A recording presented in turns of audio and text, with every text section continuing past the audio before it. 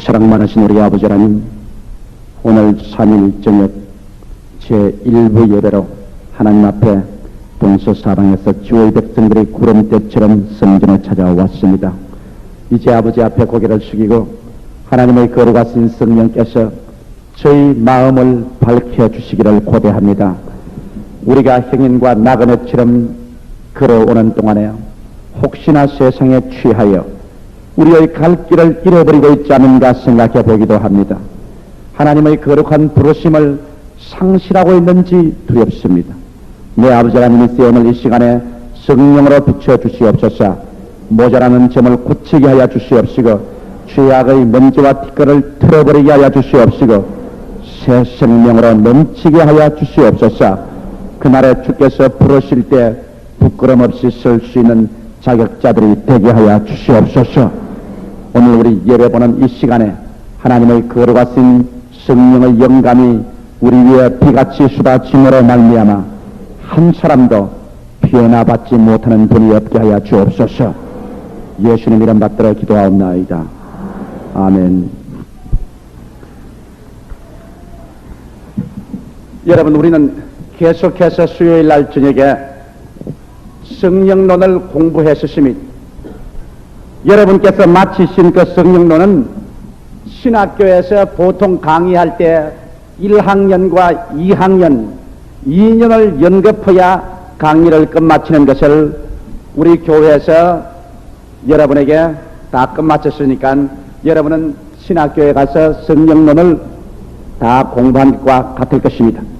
이제 성령론을 다 공부했기 때문에 오늘 저녁부터는 로마서 강의로 들어가겠습니다. 왜냐하면 우리 교회에서 각 구역회에 로마서 강의를 했기 때문에 그 기억이 사라지기 전에 한 번 더 깊이 우리가 하나님 말씀을 음미함으로 여러분의 마음속에 깊은 신앙에 서도록 하기 위한 것입니다. 왜 그러냐면 로마서는 바로 복음서의 압축이라고 말할 수 있습니다. 성경 다른 것 아무것도 몰라도 로마서 하나만 안다고 하면 이미 성경은 창세기부터 요한계시록까지 다 꿰뚫은 것입니다. 로마서 한 설을 잘 알면은 여러분께서는 구약 성경을 다 해석할 수 있고 신약 성경을 모두 다 해석할 수 있는 마음의 기본점을 얻게 되는 것입니다. 이 로마서라는 것은 별로 큰 책이 아닙니다. 전체 다 합쳐봤자 16장, 절수로 말하면 433절에 불과하고 그 글자 수로 말하면 헬라어로는 7,000자, 우리 한국어로는 한 7,000자밖에 안 되는 아주 20페이지도 안 되는 그런 책입니다. 여러분께서 로마서를 읽으려고 한다면 정성들어 읽으면 40분이면 로마서를 깨끗이 읽어볼 수가 있는 것입니다. 그러나 이렇게 짧은 책이지만은 이 로마서야말로 세계를 몇 번이나 뒤엎어놓고 변화시킨 기적을 나타낸 위대한 성령의 폭탄이요 하나님의 사상이 들어있는 책입니다. 이 로마서는 사도 바울 선생이 주 57년 내지 58년에 바로 새 3차 전도 여행을 하는 동안에 헬라의 고린도에서 로마를 향하여 기록한 책입니다만 이 로마서 가운데는 여러분 예수 그리스도가 왜 이 땅에 육신을 쓰고 오셔서 무엇 때문에 십자가에 죽어서 부활해서 승천했으며 장차 어떻게 될 것인가 그러한 신앙에 대한 확고한 신학적이고 철학적이며 교리적인 기반을 베풀어 주는 것입니다. 예수 그리스도의 12 제자들은 예수 그리스도를 순진하게 따랐었습니다. 그들 눈앞에서 예수께서 죄는 미워하되 죄인은 사랑하시고 병은 미워하되 병자는 고쳐주시고 귀신은 미워하되 정신 이상자는 사랑하여 돌봐주시고 죽음은 미워하되 죽은 자는 영육간에 살리는 것을 보고 크게 감격을 입고 따라다니다가 예수님이 눈앞에서 십자가에 못 박혀 죽는 것을 보았습니다. 그듭그듭 주님께서 내 피로 말미암아 너가 죄사함을 받을 것이라는 것을 말씀하시고 눈앞에서 죽는 것을 보았고 그들 눈앞에서 그리스도가 부활하신 것을 보고 승천하신 것을 보고 난 다음 그들은 힘껏 믿었습니다. 이유도 없고 조건도 없이 그들은 마음껏 믿었습니다.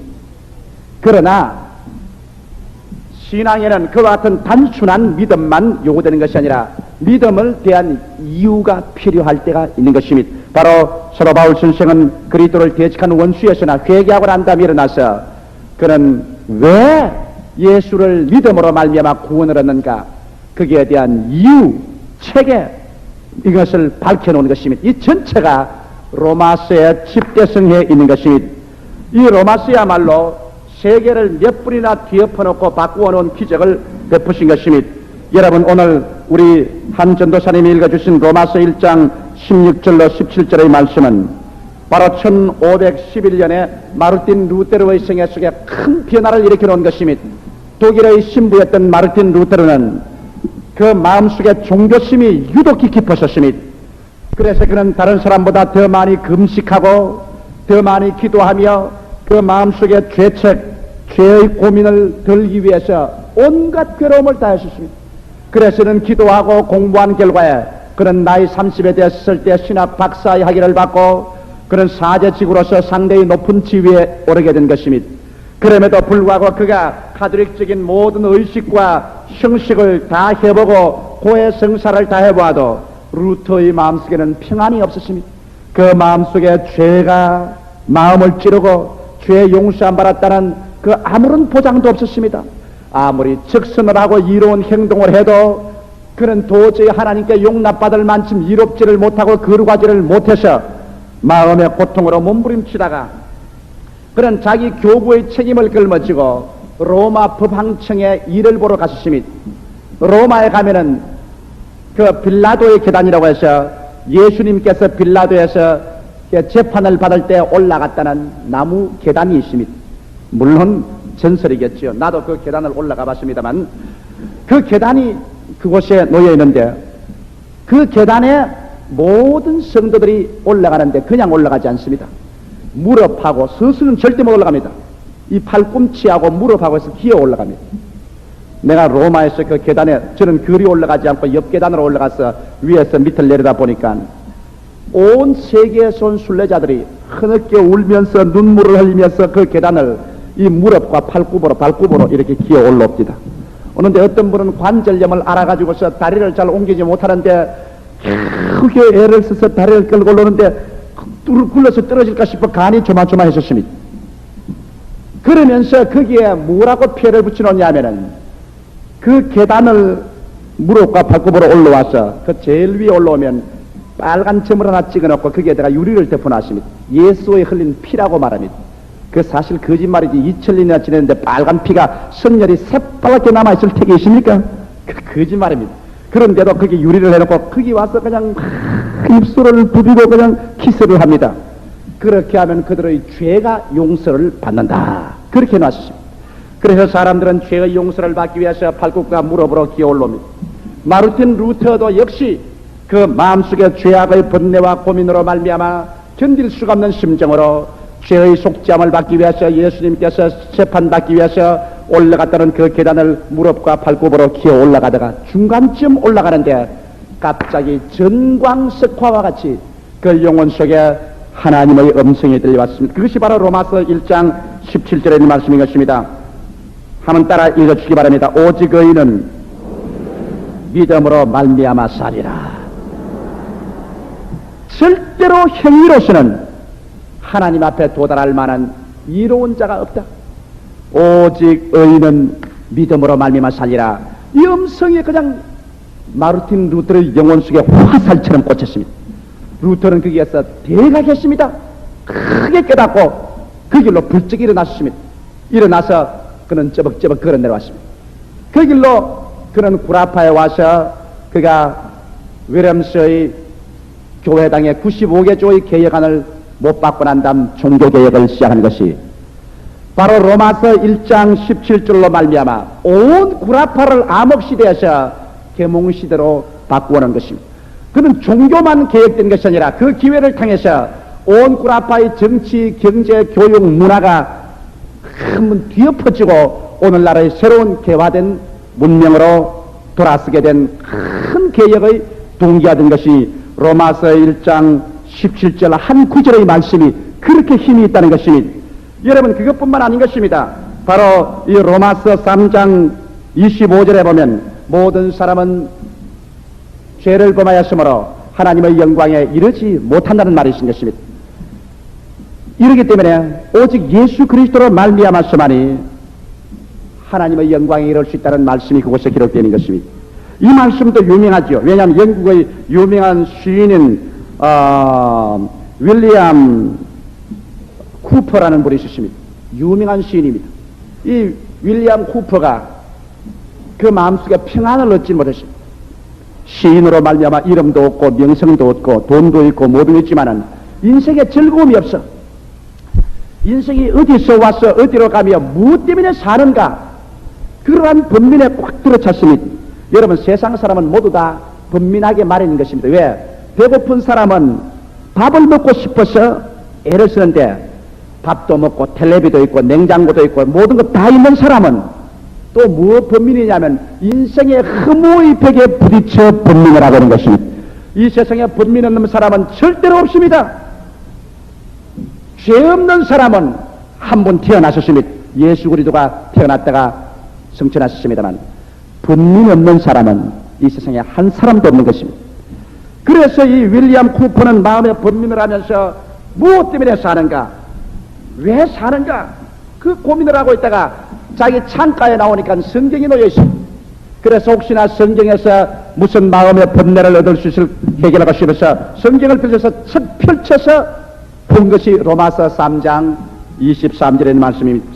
모든 사람이 죄를 범하였으며 하나님의 영광에 이르지 못하더니 그리스도 예수 안에 있는 하나님의 의로 말미암아 우리가 용서를 받고 구원을 얻다는 말씀인 것입니다.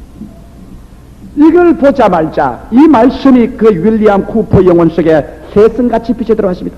그렇다, 모든 사람은 죄인이다, 모든 사람은 하나님의 영광에 이르지 못한다, 삶의 희망도 목적도 없다. 그러나 그리스도 예수 안에 있는 하나님의 은혜로 말미암아 값없이 이롭다함을 얻었다.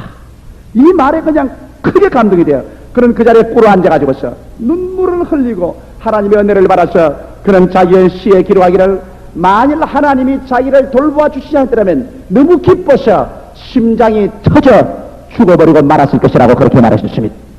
이와 같이 여러분, 로마서 한 구절은 그 사람의 영혼을 완전히 휘어 변화시킬 수 있는 것입니다. 영국을 카톨릭 교회에서 신교 운동을 일으켜 영국 정치 전체를 변화시킨 크롬웰의 신교 혁명을 여러분 영국 근세사를 읽어보면 아실 것입니다. 크롬웰이 영국 전체의 정책을 변경시키고 새로운 정부를 일으켜 세운 그 운동도 로마서를 읽다가 일어난 것이며, 조지 워싱턴이 미국을 세울 때도 바로 로마서를 읽음으로 말미암아 그가 미국 헌장의 기초와 미국을 세우는 시의 근원적인 힘을 얻었다고 말한 것입니다.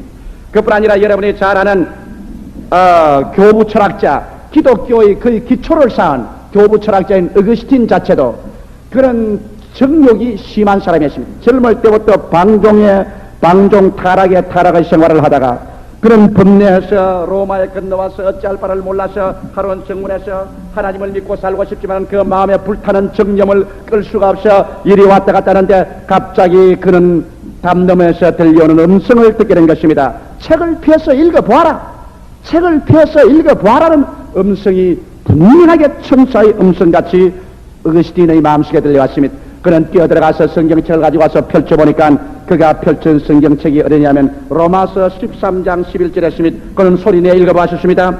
또 너희가 이 시기를 알거니와 자다가 깰 때가 벌써 되었으니 이는 이제 우리의 구원이 처음 비올 때보다 가까웠습니다.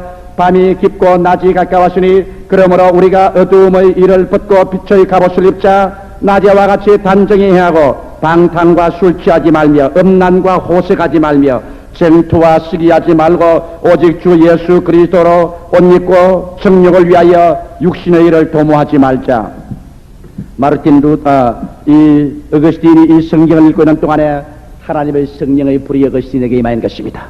바로 이 성경 구절 하나가 당연남이었던 어거스틴을 성자로 변화시켜버리고 말한 것입니다. 그래서 그는 불의 신학자가 되고 기독교의 초대 기초를 닦은 것입니다. 그것도 역시 로마서가 가지고 있는 그 위대한 힘이 있었습니다.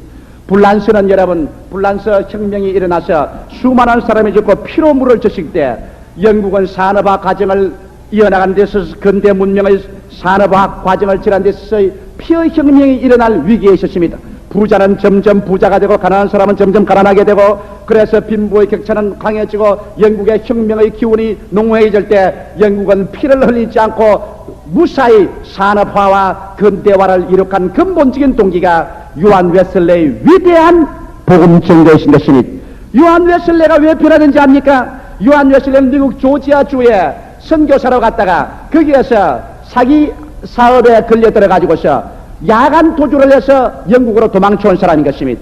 그는 중생도 못하고 영국에 들어와서 그런 고민을 하고 괴로워하면서 걸어가다가 어느 런던 뒷거리의 조그마한 기도실에서 루터가 지은 로마서 강해설을 읽고 있었습니다. 사람들이 몇 사람 모였는데 한 사람이 일어나서 대표적으로 루터가 지은 로마서 강해문 서문을 읽고 있는데, 낙심한 요한 웨슬레가 저 뒷자리에 앉아서 이기수의 치마에 앉았는데 그 강해설을 듣고 있다가 믿음으로 말미암아 의롭다함을 얻는다는 그 구절을 듣고 난 다음 갑자기 그 마음이 뜨거워지기 시작한 것입니다. 이삭의 설레는 하나님의 불길이 그 영혼 속에 불타기 시작하자마자 그런 그 길로부터 일어나서 온 영국뿐 아니라 미국, 세계를 나의 복음의 무대라고 일어나가지고서 그런 복음을 증가하여 영국 전체를 유혈의 혁명에서 구출해내는 큰 변화를 일으켰던 것이니, 제가 오늘 이 여러 가지 예를 드는 것은 이 로마서라는 적은 장수가 세계 역사와 운명을 수십 분 뒤에 퍼놓은 그런 위대한 책이기 때문에 이 로마서를 공부함으로 말미암아 여러분의 운명도 뒤엎어질 수 있다는 것입니다. 여러분의 생애가 로마서로 말미암아 뒤엎어지지 않느냐 보십시오. 여러분은 뒤엎어지고야 마는 것입니다. 이러기 때문에 오늘부터 여러분과 함께 이 위대한 책 로마서, 이야말로 세계 문학 작품 중에 최고의 작품이라고 격찬을 받은 이 로마서를 여러분과 함께 공부를 하겠습니다. 너무나 위대한 책이고 하나님의 성령으로 감동된 기독교 전체를 이곳에 포함한 압권인 이 책을 나같이 부족한 사람이 해석을 한다는 것은 외람되고 두렵지만은, 그러나 목사가 해석을 안 하면 누가 해석을 하겠습니까? 그래서 여러분과 함께 로마서 공부를 오늘부터 시작합니다. 로마서 책을 다 펼쳐 주십시오. 이제 여러분은 순복음 중앙교회 수요일 신학교 학생들입니다. 숫자만 작으면 시험을 꼭 치면 좋겠구만은 숫자가 너무 많아서 시험은 못 치겠습니다만, 여러분께서 노트를 가지고 와서 뺏기면 좋을 것입니다. 나는 여러분에게 30분 강의하기 위해서, 저는 이 로마서 30분 강의를 위해서 준비하는 시간은 4시간 내지 5시간을 준비를 합니다. 그리고 기도를 합니다. 이렇기 때문에 여러분 이 로마서 강해가 여러분의 신학 공부에 큰 도움이 될 것입니다. 우리 교인들 가운데 쪽에 편지를 많이 하시오. 이제는 은혜도 많이 받았고 이만큼 잘하시니 목사님 수요일 날 저에게는 신학 공부를 하면 좋겠습니다는 편지가 많이 왔기 때문에 이제 수요일 날 저에게는 온전히 성경 공부로 들어갑니다. 전체를 성경 공부를 하겠습니다. 이렇게 하시고 여러분께서 와주시면 좋겠습니다. 그러면 로마서 1장 1절로부터 시작해 드리겠습니다. 로마서 1장 1절로부터 7절까지는 바울 선생의 자기 소개인 것입니다. 왜냐하면 누구에게 편지할지라도 자기를 먼저 소개해야 됩니다. 바울 선생은 그 유대 나라에서 태어난 사람이고, 유대 나라에 사는 사람이고, 물론 그는 다소에서 태어난 사람이지만은 유대 사람이고, 로마는 지중해를 건너서 그때 세계적인 수도로서 있었습니다. 그러므로 로마에 있는 신자들이 바울의 얼굴을 아는 사람도 있지만은 대다수는 서로 바울을 몰랐었습니다. 그러므로 바울이 로마의 하나님 성령의 감동으로 이 편지를 쓸 때 자기가 누구인 것을 먼저 소개를 해야지, 소개하지 않고 편지부터 쓰면 어떻게 하겠습니까? 그래서 하나님의 성령의 인도를 쫓아 바울은 로마서 1장 1절로부터 7절까지는 자기 소개를 하고 있는 것입니다. 그 자기 소개 1절에 보면 1절을 한번 따라 읽으시기 바랍니다. 예수 그리스도의 종 바울은 사도로 부르심을 받아 하나님의 복음을 위하여 택정함을 입었으니, 바울이 제일 출발할 때 벌써 뭐라고 했냐면 예수 그리스도의 종 바울이라고 말한 것입니다. 이 말에 나는 저희 마음속에 뜨거워지고 감격이 됩니다. 여러분, 예수 그리스도의 종이란 말은 헬라어로는 뚜로스, 종을 뚜로스라고 말합니다. 이 뚜로스란 말은 그냥 종이 아니라 노예입니다. 가라면 가고 오라면 오고 살아면 살고 죽으라면 죽고 두말하지 않고 그리스도에게 완전히 몸종이 되어버린 노예를 뚜울로스라고 말합니다. 바울 선생은 로마의 편지를 기록할 때 서두에 벌써 예수 그리스도의 뚜울로스 노예라고 말한 것입니다. 여러분, 바울 선생이 나는 예수 그리스도의 친구라고도 말할 수 있습니다. 예수 그리스도의 자녀라고도 말할 수 있습니다. 예수 그리스도의 제자인 바울이라고 말할 수 있습니다. 그러나 그쯤 되었더라면 여러분, 우리는 그게 크게 의심을 해야 될 것이 있습니다. 왜? 예수 그리스도의 자녀인 바울이라면 요사이 자식들이 아버지 말 듣습니까? 들을 만한 것 듣고 안 들을 만하면 안 들으니까 하하, 바울이 예수 그리스도의 자녀니까 혹시 부모를 거역할 수도 있다. 그러니 이 말이 진짜인지 가짜인지 모르겠다고 할 수 있어. 예수 그리스도의 친구인 바울이 했으면 친구야. 이견이 일치할 때도 있고 영 반대될 뜻이니 그것도 별 수 없습니다. 예수 그리스도의 제자인 바울은 그는 제자야 공부를 더 하면 선생님의 이론을 비판도 하고 선생님에게 대해서 대항도 할 수 있는 것입니다. 그것도 안 됩니다. 여기에 바울은 서두에 벌써 출발할 때 예수 그리스도의 노예 뚜울로스인 바울이라. 노예는 좌우간 두말할 것 없이 시킨 대로 하고 그저 팔면 팔려가는 완전히 부속물인 것입니다. 바울은 자기 자신이 예수를 믿고 구원을 받았을 때 기쁘고 즐겁게 나는 예수 그리스도의 제자도 되고 자녀도 되고 또 예수 그리스도의 형제도 되지만은 또 신부도 되지만은 그러나 스스로 그는 기쁘게 예수 그리스도에게 뚜울로스 노예가 되었다는 것입니다. 그렇기 때문에 바울은 자기가 하는 모든 것은 절대로 자기가 하는 것이 아니라 주 대신 주님께서 시키는 대로 이 편지를 기록했다는 것이니 오늘 예수 믿는 여러분, 여러분은 어떠한 상태에 있습니까? 여러분은 예수의 제자이시면 아멘 하십시다. 예수의 자녀이시면 아멘 하십시다. 예수 그리스도의 신부이시면 아멘 하십시다. 요 말은 단단히 듣고 아멘 하십시오. 여러분, 예수 그리스도의 노예이면 한번 손들어 봐시기 바랍니다. 예수 그리스도의 노예이시면 손들어 보십시오. 손 드는 사람이지만 안 드는 사람 많이 있어요. 하나님 앞에서 손 안 드는 사람 많이 있어요. 제가 이렇게 말하는 것은 지금 하나님이 지켜보고 있습니다. 손 내려도 좋습니다. 왜 우리가 사도 바울 선생이 예수 그리스도의 뚜울로스 종이라고 했습니까? 여러분, 하늘 영광 다 버리고 그 모든 부귀와 영화와 권세와 존귀를 헌신짝같이 버리고 사람도 태어나지 않은 마구간에 인간의 육신으로 태어나서 하나님의 아들 창조주가 맨발 벗고 산새도 들집이 있고 여우도 굴이 있지만 인자는 머리 둘 곳이 없다고 허덕여 댕기면서 죄인과 병든 자와 귀신 들린 자와 같이 먹고 같이 입고 십자가에 홀로 벌거벗겨 처참하게 찢겨 피를 흘리며 돌아갈 때 여러분과 나를 사랑하지 않으셨으면 그렇게 하지 않은 것입니다. 주님은 우리를 위해서 사랑의 종이 된 것입니다. 주님은 피할 수가 있었어요. 그런 능히 큰 천사의 무리를 보내서 십자가에서 내려올 수도 있었고 십자가 못 박히기 전에 빌라도와 타협을 할 수도 있었고 헬라로 도망칠 수 있었습니다만 그는 우리에게 사랑의 노예가 되어 부모들이 그 말하지 않습니까? 자식에게 썩은 새끼에 목매있다. 끊을 수 있을 줄 알면서도 자식에게 사랑 때문에 묶인 것처럼 우리에게 사랑의 종이 되어 우리를 위해서 기꺼이 생명을 버렸으니 이 사랑 깨닫고 난 다음에 그리스도의 노예가 안 될 사람이 어디 있겠습니까? 예수 그리스도의 종된 것이 얼마나 큰 기쁨인 것입니까? 그러므로 여러분, 우리 모든 일반인들은 예수의 피를 주고 값주고 산 우리들은 예수의 노예인 것을 알게 되시기를 주 이름으로 축원합니다. 두말할 것 없습니다. 그리스도의 노예인 것입니다. 그래서 바울은 출발할 때 벌써 자기 신분을 밝힙니다. 나는 예수 그리스도의 종이다. 그 다음에 한 걸음 나가서 종은 다 일반적인 종인데 종 중에서 또 한 계단은 그는 사도로 부르심을 받았다. 그 다음에는 그럼 종이면 일반적인 다 우리와 같지 않느냐? 거기에서 한 단계 더 자기를 속여서 나는 사도로 부르심을 받았다. 사도라는 헬라어는 어포스톨로스입니다. 이 어포스톨로스는 뭐냐면 특별한 사명을 받고 보내심을 받은 대사라는 것입니다.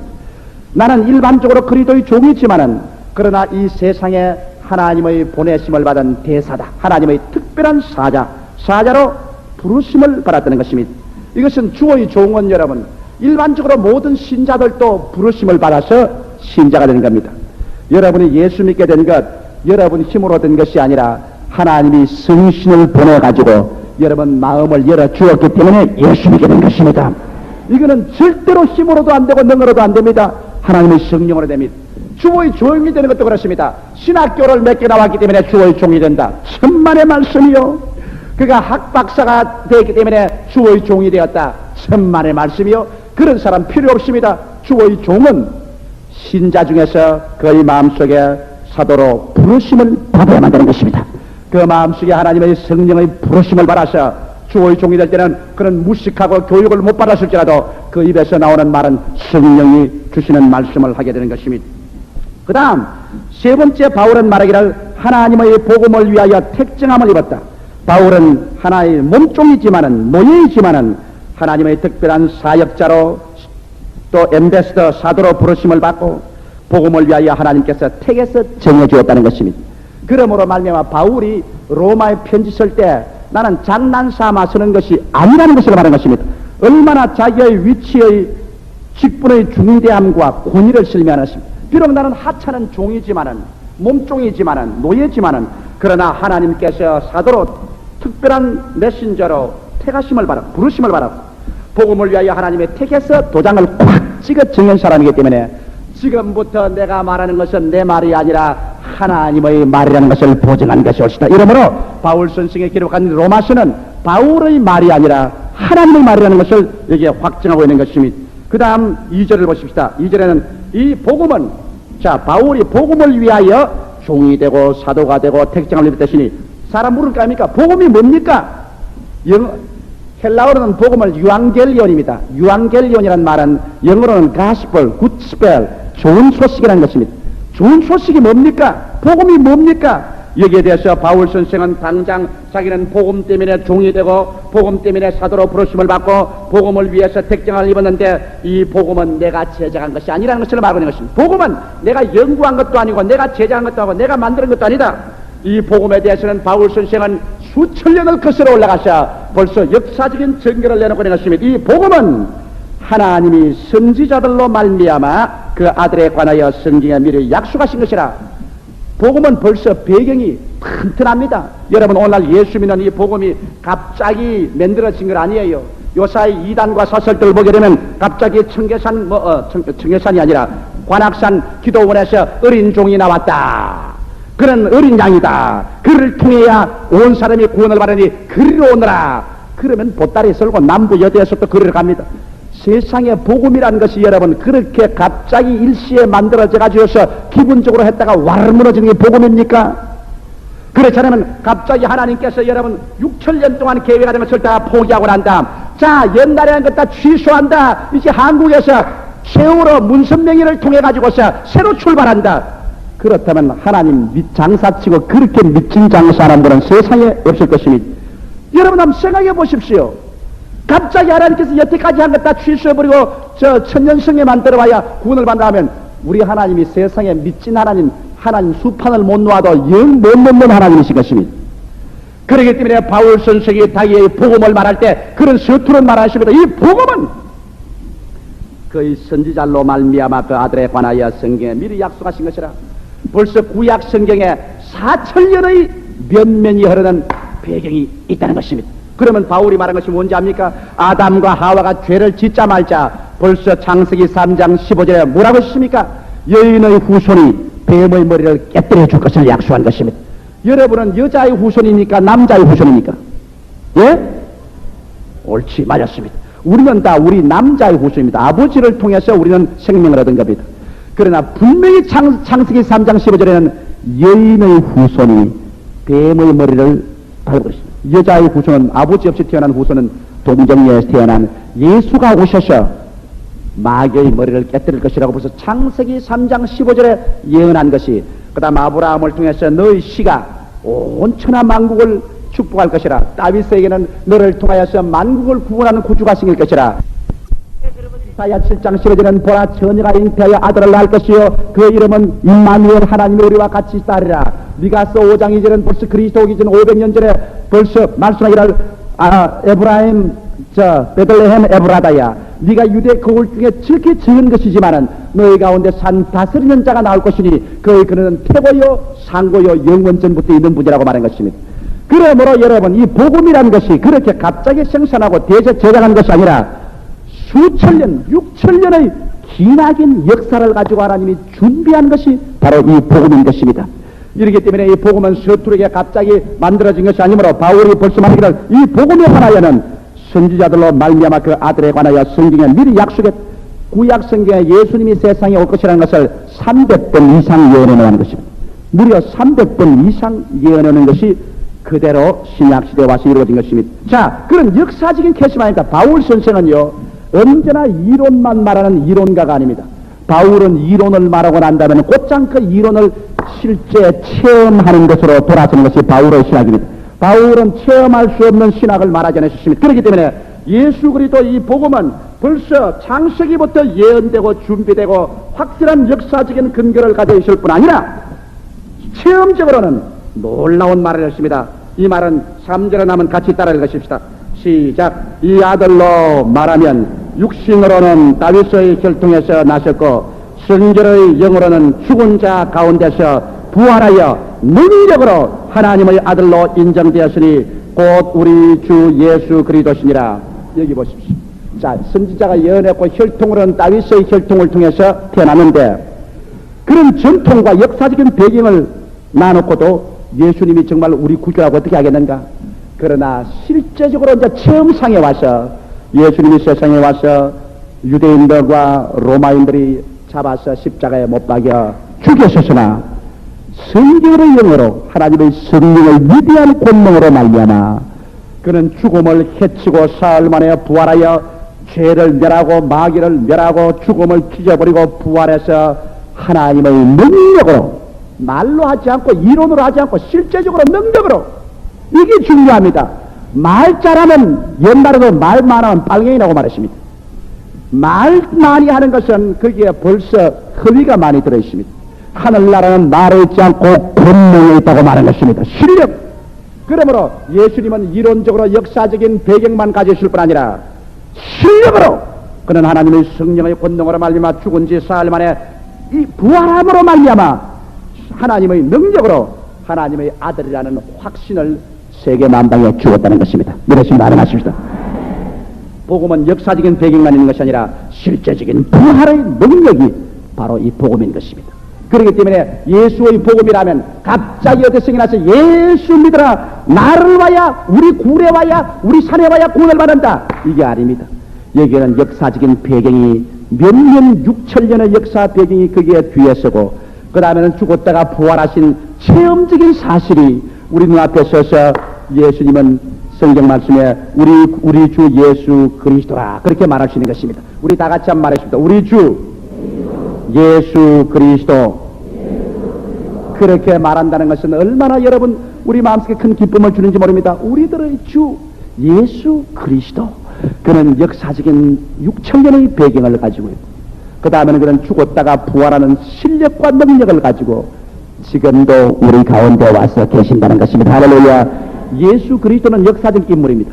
예수 그리스도란 말은 2000년 전에 지상에 왔던 역사적인 한 사람의 인간을 말하지만은, 사람이요 하나님이신 예수를 말하지만은, 주님은 큐리어스, 주님이라는 것은 온 우주와 역사를 다스리는 어제나 오늘이나 영원토록 동일하신 분입니다. 그렇기 때문에 꼭 예수를 부를 때는 우리 주 예수 그리스도라고 부르는 게 좋습니다. 왜? 예수 그리스도는 2000년 전에 살아신 하나님의 아들이요, 우리 주님은 부활해서 그는 지금 만유를 다스리는 주님으로 계신 것이기 때문에 우리 주 예수 그리스도라고 우리는 말할 수 있는 것입니다. 그 다음 우리 나아가서 5절 보십시다. 그로 말미암아 우리가 은혜와 사도의 직분을 받아 그 이름을 위하여 모든 이방 중에서 믿어 순종케 하나니. 자, 이제 복음을 소개했으니까 처음에 바울은 자기 소개하고 자기 직책과 권위를 소개하고, 둘째는 복음이 무엇인지 설명하고, 그 다음 나와 당신과 무슨 관계가 있는가, 그 이방과의 관계에 관해서 여기 설명하고 있는 것입니다. 자, 우리가 은혜 받았다는, 그로 말미암아 우리가 은혜를 받았다 그랬습니다. 은혜란 무엇입니까? 헬라어로는 카리스란 말은 아닌 것입니까? 은혜라는 것은 예수를 믿음으로 말미암아 죄사함을 받고 마음의 성령으로 평안을 얻고 그 다음 예수 그리스도로 말미암아 병고침을 받고 예수 이름으로 하나님의 축복을 얻고 예수 이름으로 천국을 얻고 하는 이 전체를 다 틀어 그래서 우리가 마음에 큰 기쁨을 얻고 아름답게 변화되고 보기에도 듣기에도 가치있게도 득스럽게 되게 변화되는 이러한 체험을 바로 은혜라고 말하는 것입니다. 은혜는 이론이 아니라 체험인 것이었습니다. 여러분 그리스도로 말미암아 은혜를 받으신 분 아멘 하십시다. 그렇다면 여러분은 그리스도를 체험한 사람인 것입니다. 바울은 여기 말하기를 그로 말미암아 예수 그리스도로 말미암아 다른 이유로 말미암아 아닙니다. 우리가 은혜를 그 은혜를 받았다는 것은 다 공통적으로 다 받은 것을 말합니다. 바울은 겸비해서요 자기를 내세우지 않습니다. 자기를 내세우는 것은 귀신이요 마귀입니다. 바울은 언제나 공통분모로 해서 우리가 은혜를 받았지 않느냐. 은혜 받은 중에 나는 좀 더 특별히 사도의 직분을 받았다. 하나님의 특별한 사자의 직분을 받아 그래서 그 이름을 위하여 모든 이방인 중에 믿어 순종케 하나니 여기 보니까 하나 이상한 것이 있습니다. 복음을 전도하는 것은 죄악에 빠져 죽어가는 불쌍한 사람들을 위하여 이방인 중에 전도해야 되는데 왜 바울 선생은 그 이름을 위하여 이방인 중에서 믿어 순종케 하느냐 그렇게 기록했냐는 것입니다. 이것이 복음의 원리입니다. 여러분 하나님이 우리를 위해서 있습니까? 우리가 하나님을 위해서 있습니까? 우리가 하나님을 위해서 있는 것입니다. 그러므로 우리가 복음 전도하는 것은 물론 그 사람을 구원하기 위해서 전도하지만은 그것보다 더 앞서서 예수의 이름을 영화롭게 하기 위해서 전도하는 것입니다. 여러분 내가 이 땅에서 조용기가 이 땅에 사는 것 순복음 중앙교회 세우려고 사는 것 아닙니다. 18,000명 전도하려고 사는 것 아닙니다. 물론 그것 정말이죠. 그러나 조용기에게 다가오는 제 첫째 사명은 뭐냐? 순복음 중앙교회가 오기 전에 18,000성도 오기 전에 나는 하나님을 섬기기 위해서 부름을 받은 사람인 것입니다. 하나님을 섬기고 그래서 하나님의 뜻을 쫓아 교회를 세우고 성도를 받드는 것입니다. 나는 우리 집에 봐도 내 처자를 사랑하지만은 내 처자를 위해서 살고 있지 않습니다. 조용기는 나를 지으시고 구원하신 하나님을 섬기기 위해서 살며 하나님을 섬기다가 보니까 하나님의 사랑과 뜻을 쫓아 내 처자를 사랑하는 것입니다. 이러므로 여러분의 생활 가운데 전체 여러분 존재의 목적이 바울 선생같이 예수 그리스도의 이름을 위하여 하나님을 섬기기 위해서 산다. 나는 지위나 명예나 쾌락이나 이런 거 얻으려고 살고 있지 않다. 하나님을 섬기기 위해서 산다. 이게 목적이 될 때 여러분의 신앙은 올바른 터전 위에 서게 되는 것입니다. 하나님을 섬기기 위해서. 바울이 여러분 생명을 바치고 전도한 것도 기독교를 나타내기 위해서 했다고 말하셨습니다. 예수 그리스도의 이름을 위하여. 예수 그리스도 이름을 위해 사잖아니까 예수는 우리 모든 사람에게 축복을 주는 것입니다. 그 나라와 그 일을 먼저 구하라. 그러면 이 모든 것을 너에게 더하시라. 여러분의 사업도 장사도 생활도 지위도 명예도 전체가 마음 중심이 슬플지만은 하나님을 섬기기 위해서 예수 그리스도의 이름을 위해서 일하는 여러분 되시기를 주 이름으로 축원합니다. 이렇게 할 때 여러분의 기도는 상달되고 이렇게 할 때 하나님의 성령은 여러분의 일을 돌보아 주시는 것입니다. 이러므로 그 이름을 위하여 모든 이방인 중에서 한 이방인이 아닙니다. 온 세계 이방인 중에서 믿어 순종케 하나니 우리 예수를 믿으면 순종하게 됩니다. 여러분의 생활 속에 주님을 순종하지 않으면 여러분은 안 믿는다는 증거인 것입니다. 예수를 믿으면 그 믿는 대로 우리가 행해야 됩니다. 행함이 없는 믿음은 죽은 믿음이라고 했습니다. 행함이란 바로 순종인 것입니다. 이렇기 때문에 우리가 예수 그리스도의 영광을 위해서 복음을 전도하면 우리가 그로 말미암아 믿었으면 우리의 생활에 실천해야 됩니다. 실천해야 하나님의 영광이 다가오는지 실천하지 않으면 하나님의 영광이 다가오지 않은 것입니다. 그러고 난 다음 바울 선생은 6절에 와서 말하기를 너희도 그들 중에 있어 너희도 이방인 중에 있어 예수 그리스도의 것으로 부르심을 입은 자니라. 자, 이 얼마나 놀라운 것입니까? 여러분이 예수 믿은 것이 아니라 로마에 있는 이방인들을 향하여 바울이 말하기를 너희들도 이방 그들 중에서 예수 그리스도의 것으로 부르심을 받은 자니라. 여러분이 뛰어오는 것이 아니라 하나님이 얘들아 오너라 너는 내 아들의 것이다 하고 불렀었을 때 많은 사람이 아니요 안 가겠나이다라고 하는데 여러분은 예 하고 나왔으므로 말미암아 이제는 여러분은 여러분의 것이 아니라 예수 그리스도의 소유가 된 것입니다. 여러분 아멘 하십시다. 기왕 소유가 될 바에야 만군의 여호와 예수 그리스도의 소유가 되기 좋잖아요. 수많은 사람은 음란의 귀신의 소유가 되고 술독에 빠져서 술의 소유가 되고 돈독에 빠져서 돈의 소유가 되고 저 공산 김일성이 소유도 되는데 예수 그리스도의 소유가 되려는 여러분 예수 계신 곳이 여러분 있을 거 아닙니까? 미국에 흑인한 사람이 그는 언제나 하나님께 기도하면 기도 응답을 받는 흑인인데 그 흑인이 기도할 때 그렇게 한답니다. 자기 몸에 병이 들면은 오 하나님이여 당신의 소유에 고장이 났습니다. 당신 당장 손해 납니다. 당신 소유물을 빨리 고쳐놔야 당신의 손해가 안 나지. 당신 소유에 병이 들었습니다. 그 흑인의 기도는 언제나 응답을 받았다 했습니다. 왜? 그 흑인은 온전히 자기 자신이 예수의 것으로 알았기 때문에 기도할 때도 아버지 날 축복해 주셔서 그렇게 기도하지 않고 나는 예수의 소유니까 주님 알아서 하시소. 주님 당신 소유물에 고장납니다. 당신의 소유가 지금 병이 들었습니다. 그러니 주님 어떻게 하겠습니까? 그만한 주님 중심의 생활을 기도를 했기 때문에 그는 하나님의 불이 떨어졌다고 한 말을 제가 읽어본 것입니다. 이와 같이 여러분과 나는 이 성경 말씀인 대로 그리스도의 것으로 부르심을 입은 자니라. 아무리 예수 믿으려고 해도요 하나님 안 불러주시면 못 믿습니다. 여러분 전도해 보십시오. 귀가 따갑도록 해도 정말 마이동풍으로 안 들어가는 사람이 있습니다. 전도는 여러분이 열심히 하는 것이고 부르는 것은 하나님이 불러줘야 되는 것입니다. 하나님이 성령으로 불러주시면 그 마음이 깨어져서 예수의 소유가 되어서 들어오게 되는 것입니다. 그래서 예수 그리스도의 것으로 부르심을 입은 자니라. 자, 예수의 것으로 부르심을 입었으니 하나님이 자기 소유가 된 것 미워하겠습니까? 사랑하겠습니까? 그렇기 때문에 7절에 보십시오. 로마에서 하나님의 사랑하심을 입고 성도로 부르심을 입은 모든 자.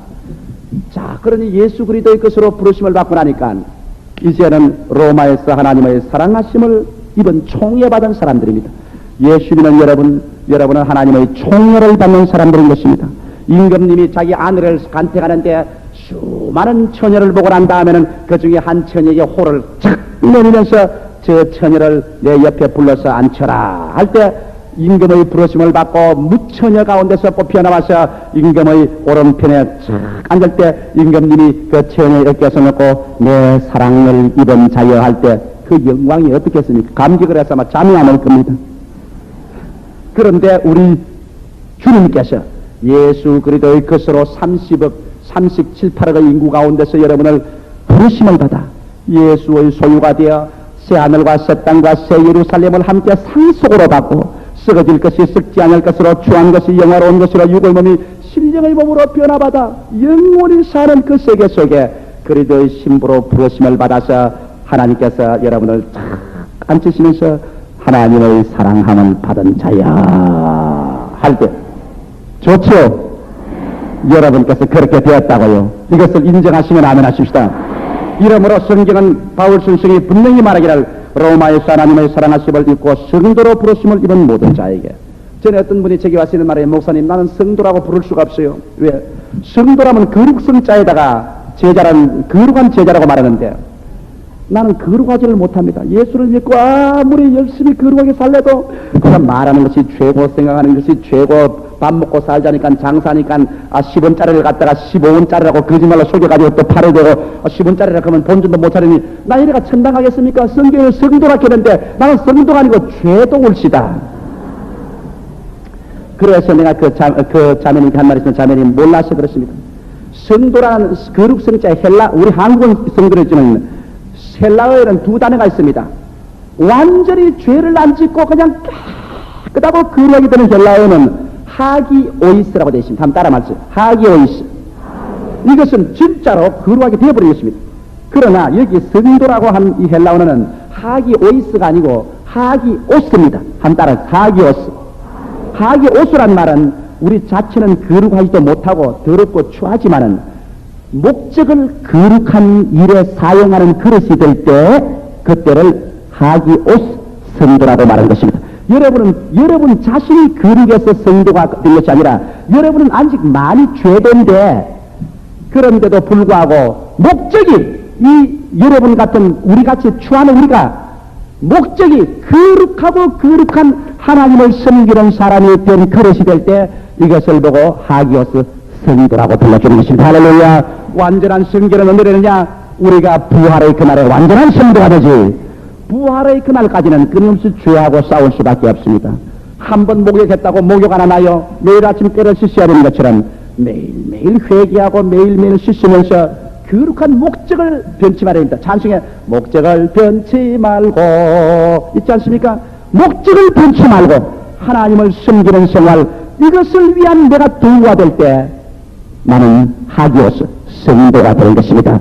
그러므로 바울은 뭐라고 했습니까? 여러분이 보배라고 했습니까? 아니요! 따라 말씀했어. 이 보배를 질그릇에 가졌으니 질그릇이 여러분 예쁩니까?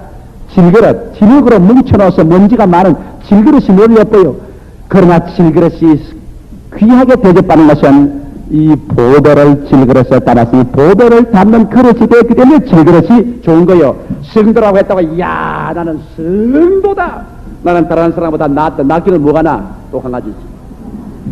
여러분 질그릇 같은 여러분 속에 목적이 보배가 하나님의 거룩한 것을 위해서 섬기는 목적으로 하기 때문에 하기오이스가 아니라 온전히 여러분이 성화된 것이 아니라 성도는 하기오스 거룩한 목적을 위해서 사용하는 그렇게 되기 때문에 하나님은 여러분 보고 성도라고 불러주는 것입니다. 할렐루야. 하나님의 사랑을 믿고 죄를 지음에도 불구하고 주님께서 거룩한 목적으로 사용하는 것 때문에 성도라고 해주고 나중에 하나님께서 온전히 성화시켜 주는 것이니, 그래서 로마에서 하나님의 사랑하심을 입고 성도로 부르심을 입은 모든 자에게 하나님 우리 아버지와 주 예수 그리스도로 쫓아 은혜와 평강이 있기를 원하노라. 전번 수요일 날 예배를 마치고 난 다음 자매님 한 분이 와서 상당히 고민이라고 하시오. 목사님 나는 고민이 돼서 못 가면 목이 막 노이로지가 걸리려고 합니다. 왜 그러냐니까요. 글쎄 하나님 아버지와 예수님과 성신님이 계시지 않습니까? 아, 그렇지. 삼위일체죠. 나는 기도를 하는데요, 아버지에게도 하고 예수께도 하고 성신께도 세 분 똑같이 나누어 하려니까 정신이 시끄러우면 못 견디겠습니다. 왜냐하면 아버지에게만 기도하면 예수님의 성령을 갖고, 그 다음 예수님께 기도할 때 성신님의 성령을 갖고, 나는 막 기도할 때 아버지 하나님 켰다가 또 예수님이 성령 하셔서 예수님이 있어요. 그 다음 또 성신님이 있어요. 아버지 하나님 예수님이요 성신님이 알아.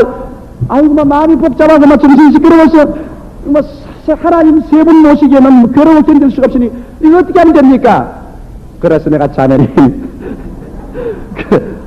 그렇게 어렵게 생각하지 마십시오. 왜냐하면 삼위일체 하나님이라 하나님은 삼위일체이기 때문에 아버지에게 기도하는 것이 즉 예수께 기도하는 것이고 성신께 기도하는 것이고, 예수께 기도하는 것이 즉 아버지께 기도하는 것이고 성신께 기도하는 것이고, 성신의 도움을 구하는 것이 곧 하나님 아버지와 예수님이 같이 도와주는 것인데, 근본적인 목적은 중심은 아버지입니다.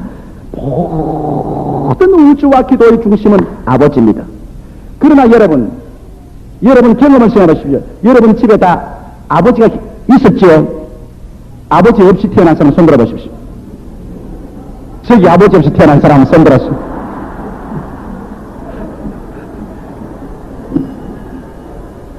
우리 집에 다 아버지가 있지만은 무언지 모르게 아버지와 자식 간이 얼마나 가깝습니까? 그래도 무언지 모르게 아버지하고 자식하고 맞부딪히면 서먹서먹, 그렇게 다짐하고 피와 살을 나누었지만 서먹서먹합니다. 그 사이에 누가 들어가야 따뜻합니까? 어머니가 들어가야 따뜻합니다. 어머니가 들어가야. 우리 하나님 아버지는 우리 모든 만물을 지었지만은 우리와 아버지와 그릴 게 뭐 있습니까? 그러나 아버지와 우리가 다짐하자는 것은 그 사이에 어머니 같은 예수님이 들어가야만 되는 것입니다. 여러분 전기가 우리 와서 불이 밝아지는데 우리는 전기를 원합니다. 전기를 원하면 뭐가 따라와야지요? 예? 전기줄이 따라와야 되는 것입니다. 전기줄을 통해서 전기가 우리에게 오는 거예요. 우리는 수돗물을 아무리 원하지만 파이프를 통해야 우리에게 오는 거예요.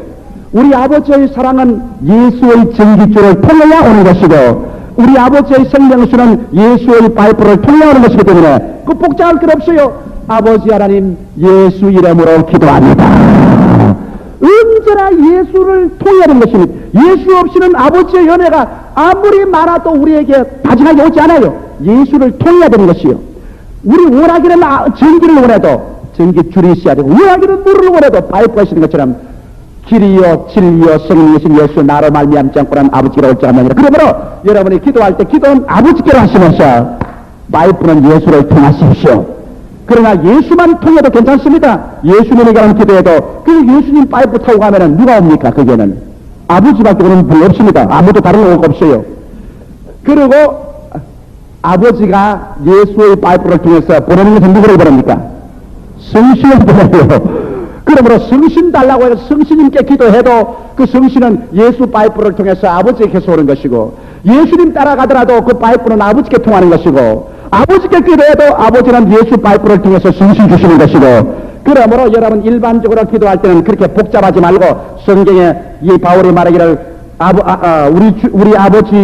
우리 아버지와 주 예수 그리스도를 쫓아서 은혜와 평강이 있기를 원한다고 하시니까, 우리 아버지 하나님의 모든 은혜의 근원이 되심으로 나사렛 예수 그리스도 이름으로 아버지께 기도하고 아버지의 보내신 성신님께 의지하게 될 때 충만한 축복이 오는 것입니다. 이러므로 절대로 마음에 혼돈하지 마시기 바랍니다. 삼위일체 하나님은 공히 여러분을 축복하기 위해서 와 계신 것입니다. 그러면 로마서 1장 1절로 8절까지는 사도 바울 선생이 자기 소개를 하신 것입니다. 오늘 우리 강의한 것을 생각하면서 우리 다 같이 한번 읽어보십시다. 로마서 1장 1절부터요.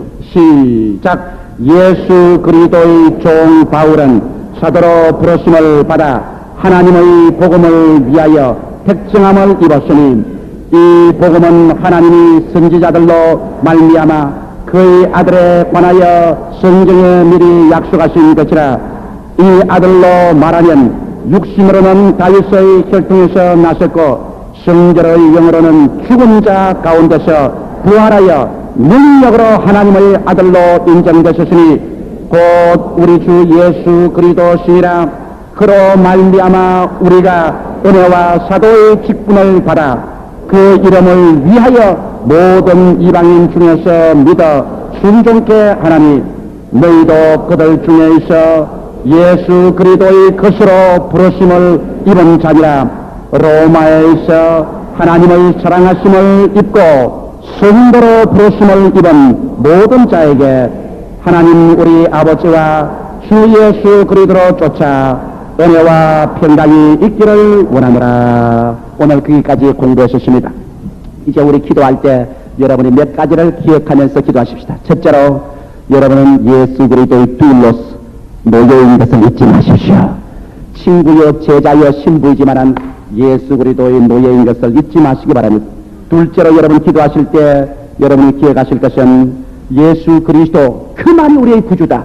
6,7년의 역사적 배경과 죽었다가 부활하신 성령의 능력, 그로 말미암아 우리들의 구주 예수 그리스도가 되었으니 예수 이외에 다른 데 따라가지 말자.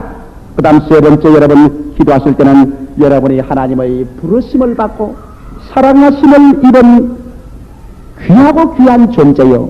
마지막으로 기억할 것은 비록 죄를 짓고 살지만은 하기오스 하나님의 거룩한 목적을 위해서 살기 때문에 하나님이 여러분을 세상과 분리시켜서 죄인이 아니고 성도라고 부르심을 하며 감격하면서 오늘 배운 로마서를 기억하면서 우리 합심해서 잠시 동안 간절히 기도드리십시다. 성신을 받지 못한지면은 예수 그리스도 이름으로 성령을 달라고 기도하십시오. 합심해서 간절히 한 2분 동안 기도하겠습니다.